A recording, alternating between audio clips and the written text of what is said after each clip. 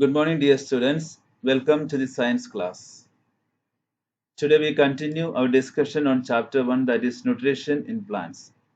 In the last class, we discussed the exercise questions and answers. In today's class, we discuss the remaining questions and answers. The first question: how does a pitcher plant catch insects? The pitcher-like structure is the modified part of the leaf. The apex of the leaf forms a lid which can open and close the mouth of the pitcher. Inside the pitcher, there are hairs which are directed downwards. When an insect lands in the pitcher, the lid closes and the trapped insect gets entangled into the hair. The insect is digested by the digestive juices secreted in the pitcher. Such insect-eating plants are called insectivorous plants. Second question: what will happen to life on Earth in the absence of photosynthesis? In the absence of photosynthesis, there would not be any plants. The survival of almost all living organisms directly or indirectly depends upon the food made by the plants. Besides, oxygen, which is essential for the survival of all living organisms, is produced during photosynthesis. In the absence of photosynthesis, life would be impossible on Earth. Third question: from where do the plants obtain nitrogen? Nitrogen is present in abundance in gaseous form in the air. However, plants cannot absorb nitrogen in this form. Soil has certain bacteria called rhizobium that convert gaseous nitrogen into a useful form and release it into the soil. These soluble forms are absorbed by the plants along with water. Farmers add fertilizers rich in nitrogen into the soil. In this way, the plants fulfill their requirements of nitrogen along with the other constituents. Fourth question: write a short note on symbiotic relationship.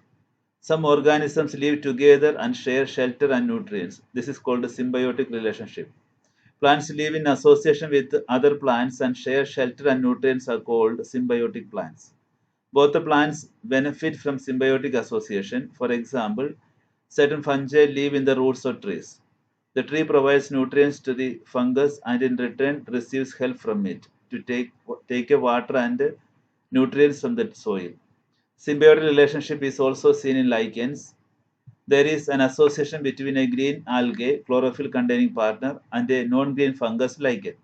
The lichen provides shelter, water, and minerals to the algae, and in return, the algae provides food which it prepares by photosynthesis. Fifth question: how nutrients are replenished in the soil? Plants absorb mineral nutrients from the soil, so their amounts in the soil keep on declining. Fertilizers and manures contain plant nutrients such as nitrogen, potassium, phosphorus, etc. These nutrients need to be added from time to time to enrich the soil. Even though nitrogen content is very much high in the air, but plants cannot take nitrogen through air and they need nitrogen in a soluble form. The bacterium called rhizobium can take atmospheric nitrogen and can convert it into useful form. This bacterium lives in the roots of gram, peas, mung beans, and other legumes and provides them with nitrogen. The farmers do not need to add nitrogen fertilizer to the soil in which leguminous plants are grown. Sixth question: differentiate between autotrophs and heterotrophs.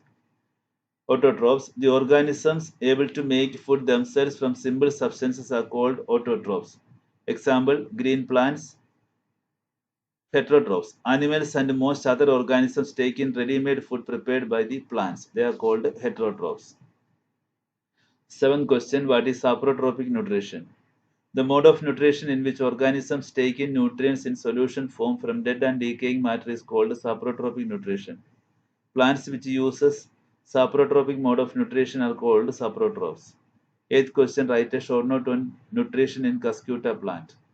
Cuscuta plant does not have chlorophyll. It takes ready-made food from the plant on which it is climbing. The plant on which it climbs is called a host. Since it takes away valuable nutrients from the host tree, it is called parasite. This Cuscuta plant produces yellow tubular structures which attach themselves to a plant and wrap them around the stem and branches of tree. Match the items given in column 1 with those column 2. Nitrogen, rhizobium bacteria.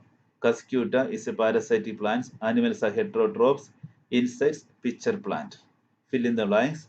The mode of nutrition in which organisms make food themselves from simple substances is called autotrophic mode of nutrition. Second question, dash is a mode of taking food by an organism and its utilization by the body, that is nutrition. The nucleus is surrounded by a jelly-like substance called cytoplasm.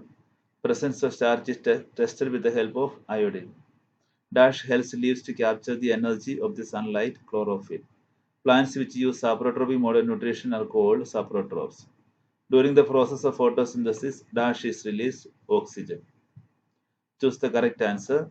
The cell is enclosed by a thin outer boundary called cell membrane.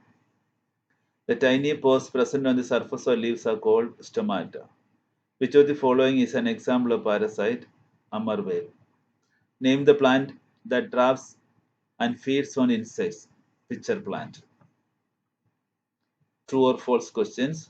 All animals are categorized as heterotrophs since they depend on plants and other animals for food. It is a true statement. Solar energy is stored by the leaves with the help of chlorophyll. True statement.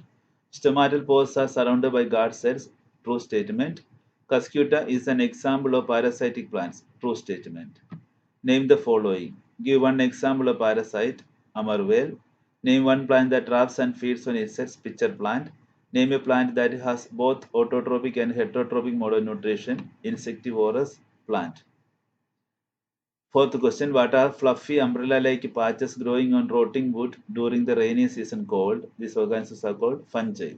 How can cell be seen? Most type of cells can be seen only under the microscope. Where is nucleus located in a cell? In most of the cell, nucleus is centrally located. What are carbohydrates made up of? The carbohydrates are made up of carbon, hydrogen, and oxygen. Where does the synthesis of food in a plant usually take place? The synthesis of food in plants occurs in leaves. What is the ultimate source of energy for all living organisms?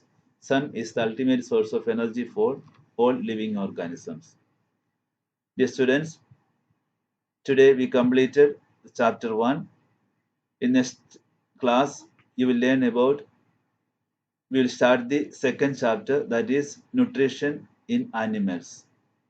Till then, bye. Take care. Thank you.